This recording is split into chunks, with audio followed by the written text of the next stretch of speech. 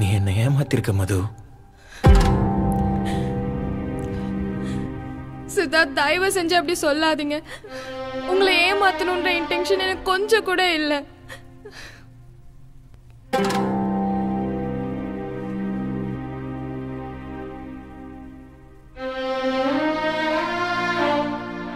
இத இப்பவே சொன்னா நம்ம லைஃப் எந்த பிரச்சனையும் இல்லாம போகும்ன்றதுனாலதான் இன்னைக்கே நான் இதை சொன்னேன். பிரச்சனை இல்லாம போகுமா மது? நீ என்ன பண்ணிருக்கேன்னு உனக்கு புரியுதா மது?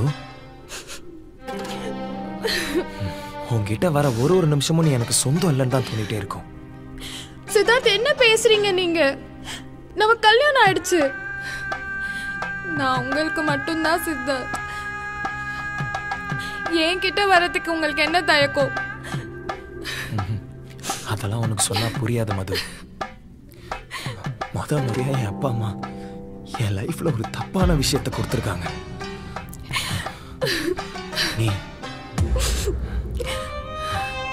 தப்பு, முழுசா தப்பு.